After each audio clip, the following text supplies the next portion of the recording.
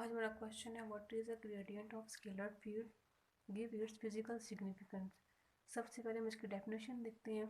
The maximum rate of increase of a scalar function in a particular direction is called gradient of that scalar function. इसका मतलब क्या है कि किसी scalar function का किसी पार्टिकुलर डायरेक्शन में इंक्रीज होना क्या कहलाएगा हमारा gradient of that scalar function. The gradient of a scalar function phi x y z which is well defined। अब ये क्या है जो हमारे पास gradient of a scalar function है वो क्या हमारे पास वेल डिफाइंड भी है, कंटिन्यूस भी है एंड डिफरेंशिएबल भी है at each point of certain region of space is written as. अब यहाँ पे आपको डेल नज़र आ रहा है। डेल बेसिकली क्या शो कर हमारा ग्रेडियंट को। अगर हम इस केस के कंपोनेंट की बात करें कि इसको हम कंपोनेंट में कैसे लिखेंगे तो वो हो जाएगा हमारे पास partial by partial x into i plus partial y into j plus partial by partial z into k और ब्रैकेट लगाए साथ में लिखते हैं फाई। अब डेल के ही हमने डेल किसको शो करा था हमारा ग्रेडियंट को और हम इसको इसके कंपोनेंट्स में इसको ऐसे लिखते हैं।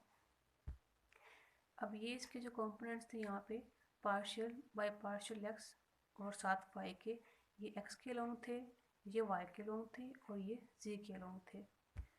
Consider two surface such two levels surface S1 and S2। अब हमारे पास यहाँ पे क्या फिगर में दो सर्फेसेस हैं, एक का नाम क्या है S1 और सेकंड हमारे पास S2 है। The value of a function is phi and अब जो सरफेस यहाँ पे S1 की बात कर रहे हैं यहाँ पे इसकी वैल्यू क्या हमारे पास फाई और फिर क्या होता है phi plus del phi on this surface respectively. और सरफेस 2 की जब बात करें तो यहाँ पर हमारे पास क्या है इसकी वैल्यू फंक्शन की वो हमारे पास क्या आ जाएगी फाई प्लस डेल फाई। अब यहाँ पे हम पॉइंट्स कंसिडर करते हैं। यहाँ पे पॉइंट ए कंसिडर कर लें। Take a point A on surface S1 के सरफेस S1 पे हमने एक पॉइंट कंसिडर किया उसको हमने बोला ए। फिर क्या है points B and C on surface S2। अब सरफेस 2 की बात करें तो वहाँ पे हमने दो पॉइंट कंसिडर किए उनको नेम दे दें B and C. If d r is equal to length, अब डी आर हमारे पास क्या एक लेंथ को शो कर रहा है, मतलब हमारा अगर पॉइंट ए यहाँ पर है और पॉइंट सी यहाँ पर है तो इनकी लेंथ जो हमने यहाँ पे शो की है वो हमने डी आर से शो कर दी है। If d r is equal to length of a and c, अब डी आर के इनकी लेंथ शो कर रही है किसकी पॉइंट ए और सी की, then magnitude of rate of change of phi at a along AC is d phi by dr। अब इसका मतलब क्या है कि अगर यहाँ पे इस पॉइंट पे हमारे पास इसकी वैल्यू जो यहाँ पर थी हमारे पास rate of change of phi वो यहाँ पे हमारे पास फाई था, ठीक है। अब जब हम इस पॉइंट से इस पॉइंट तक जाएंगे मीन्स कि इसकी वैल्यू इंक्रीज करेगी तो जो इसकी वैल्यू इंक्रीज की है फाई की वो हमने क्या शो कर दिया phi plus del phi. Simply जैसे हम कहते हैं कि हमने कोई डिस्टेंस कवर किया है, हम कोई डिस्प्लेसमेंट डिस्टेंस की बात करते हैं। लेट्स सपोज यहाँ पे हमारा जो इसकी लेंथ थी मैं कहती हूँ कि यहाँ मेरे पास 2 मीटर थी, ठीक है।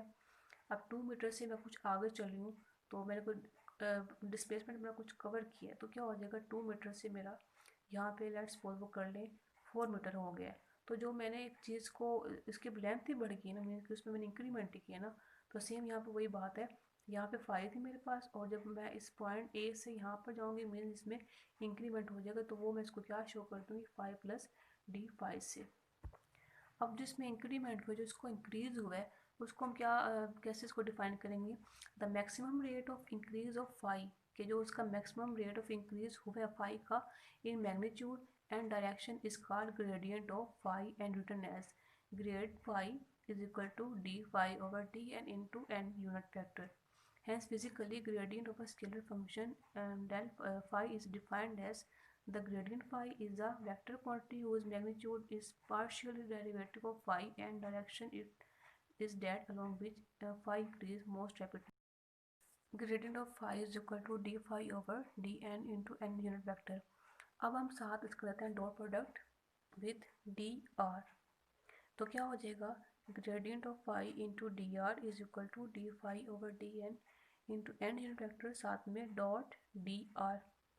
अब हमने डॉट प्रोडक्ट लिया तो हमारे पास एंगल क्या आ जाएगा कॉस थीटा एन की यूनिट वेक्टर लें और साथ में डी आर इसका लें आप मैग्नीट्यूड ले लें दोनों की, तो और साथ कॉस थीटा, क्योंकि एन यूनिट वेक्टर हमारे पास 1 की इक्वल होता है तो यहाँ हम उसकी वैल्यू प्लेस कर देंगे। तो सिंपली हमारे पास क्या क्वेश्चन बन जाएगी, d phi over d n into d r और कॉस थीटा। अब फिगर में क्या है हमारे पास, डी आर कोस थीटा हमारे पास किसके इक्वल आता है, डी एन के। तो सिंपली हम यहाँ पे क्या पुट कर देंगे, डी एन। अब ये डी एन और ये डी एन कैंसिल हो जाएंगे, तो हमारे पास क्या टर्म बचेगी, सिर्फ डी फाई। अब हम क्या करते हैं, फाई इसके हम कॉम्पोनेंट की बात करें तो वो क्या हो जाएगा, phi is equal to phi x y z. इसका डेरिवेटिव तो क्या हो जाएगा, सॉरी इसको अगर हम के कंपोनेंट्स की बात करें साथ में इसका पार्शियल डेरिवेटिव लें तो क्या हो जाएगा, partial phi by partial x into d x plus partial phi by partial y into d y plus partial phi by partial z into d जी।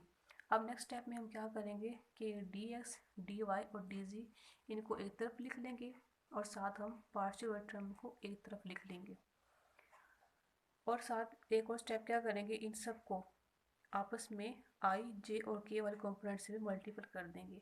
तो अब ये जो टर्म हमारे पास बन रही है डी एक्स डी वाई और डी जी, basically length को शो कर रही थी हमारी, तो इसको हम क्या पुट कर देंगे, d r, where d r is equal to d x i plus d y j plus d z के।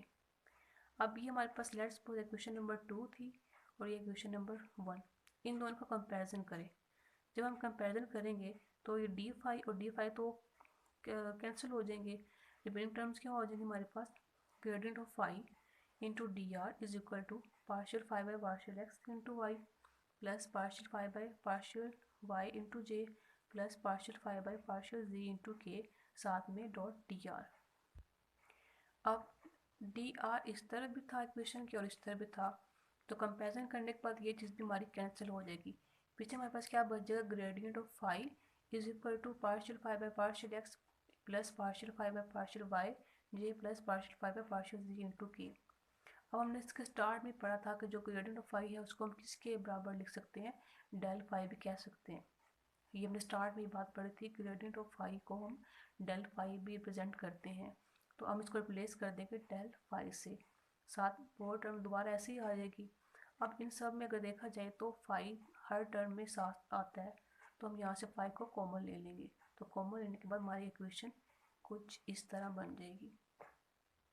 ये था हमारा mathematical relation for gradient of a scalar function.